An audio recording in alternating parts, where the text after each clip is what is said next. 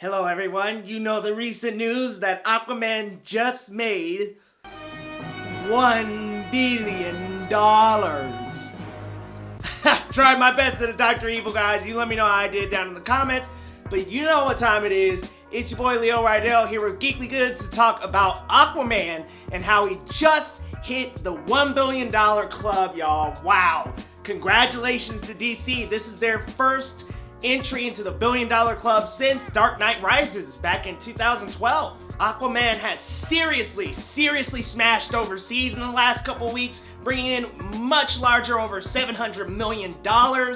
Wow, this movie has really climbed its way through the ranks. Now, while it's not DC's most domestic that they've ever pulled in, it is a big milestone for them in that there's only 9 other superhero films in the $1 billion club anyway, and only about 37 others in the $1 billion club, so this is huge for DC, and this could be a possible turning point in their future films. Let's talk about how the DCEU is doing so far, though. So let's talk about the DCEU so far. Man of Steel made over $660 million in its box office run back in 2013, and that wasn't too bad of a film, I thought. I thought it was a decent origin for Superman with a lot of plotting and piddling around, admittedly, and kind of a meandering storyline, but had some great villains. I like the Superman. I like Henry Cavill now, minus Justice League Henry Cavill, so that was a decent entry into it. And then after that, it went right into Batman vs. Superman, which may have been arguably too quick of a jump into a team-up movie. It was sloppy. It was their answer to Marvel's Civil War, and just the execution wasn't as good as we got it. We got a kind of a weird Lex Luthor, and not to mention the whole Martha thing. I don't know. BVS, though, pulled in over $870 million during its box office run. That is their second biggest to date. And then following BVS was Suicide Squad, which brought in over $700 million on its run, and Wonder Woman finally, which brought in over $820 in its full run. It was the DCEU's highest domestic pull-in for the box office. And those movies, let's be real, besides Wonder Woman, BVS was pretty mediocre. Justice League, we know what kind of dumpster fire that ended up being, and Suicide Squad really had no cohesiveness to it. So the DCEU so far has been quite a ride, but starting with Aquaman, we could really see a turnaround. We could see some movies with directors that have a lot more creative control, directors who will have their hands a lot more deep in the project without studio interference, just like Justice League had.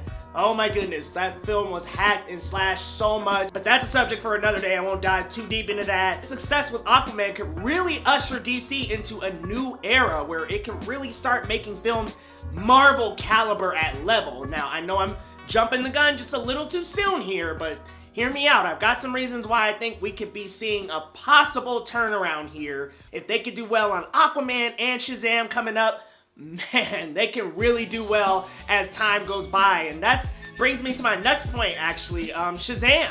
I'll admit, Shazam could go either way, really, just like Aquaman. We have David F. Sandberg, who did Lights Out and Annabelle Creation, and that, to me, is not a big tenure list like James Wan had. I mean, he had the whole Conjuring series, Saws. He has so much with him, but I don't know. David F. Sandberg doesn't have a big list of movies following behind, and none of them are really comedy, but we do have the same producer on as the one from Aquaman, so let's hope that things can just really flow smoothly for this movie. I mean, it looks funny. I'm super excited to see Zachary Levi do some awesome comedy, and just, it looks hilarious. I'm really excited to see what this type of humor can do for the DCEU. It could really continue to usher things forward.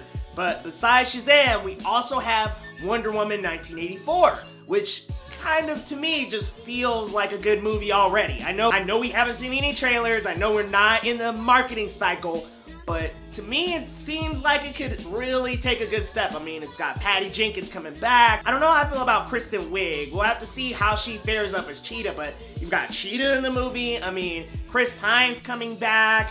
Pedro Pascal is going to appear in the movie. There's a lot of exciting things coming up with Wonder Woman 1984 that we can really look forward to. So I'm really hoping that can continue to usher things forward. I mean, if these 3 movies together collectively are really well, this could be a turnaround for the DCEU, but the monster of the MCU is their biggest and boldest enemy, and they're gonna have a lot of trouble. Now, Aquaman came out December 21st, but it did have an early premiere screening for Amazon Prime subscribers. So those people got a chance to see the movie a week early, and that was already bringing in some box office for them. They kind of had about a month now to really rack in some numbers and really bring some stuff in.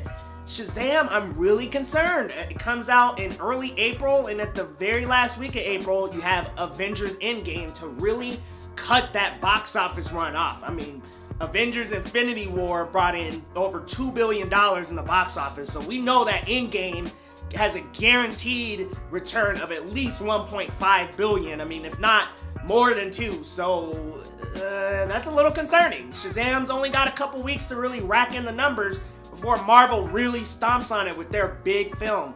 And let's kind of race back to 2018. I mean, Marvel had two, not one, but $2 billion films. Marvel's got a big stake in this film industry, so DC has a lot of catching up to do, and they could easily be stopped. And what if Shazam is just not as strong as Aquaman? I mean, let's be real here. Rotten Tomatoes critics didn't really like Aquaman, but Rotten Tomatoes, that's another conversation for another day. It's sitting at a 64%, which isn't horrible, but it's not great. And the critique of it is just below Wonder Woman even. So Shazam, we'll have to wait and see if it's going to do well critically or how it's really going to do in the box office before we can actually determine if the DCEU can be on an uphill climb. But I believe if Aquaman continues to do its run, it's already brought in $1 billion, and Shazam can be just as strong, we could be looking at a turnaround for the DCEU. Not to mention, we also have the Joker film coming up, which is not a part of the DCEU, but is another DC film, and they're gonna start sprinkling in one-shots. I don't know, DC could have a really good tenure on its hands if it really plays their cards right. They let these directors do their job and give them creative control, and they really just come up with a cohesive plan to go up against the MCU, because the MCU is a giant. Not to mention, the MCU also has Captain Marvel coming out next year, which DC was really smart about pushing Wonder Woman back.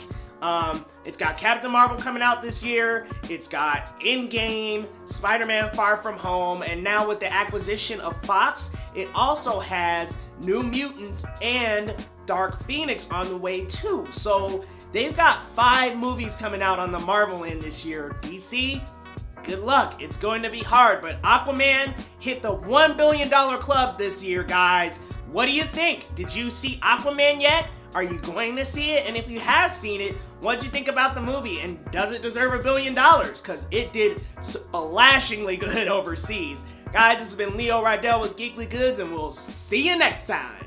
Be sure to like, subscribe, and follow Geekly Goods on all social media platforms, and grab something from our store. We take $1 of every purchase and donate it to arts education to keep arts in the classrooms. We'll see you next time.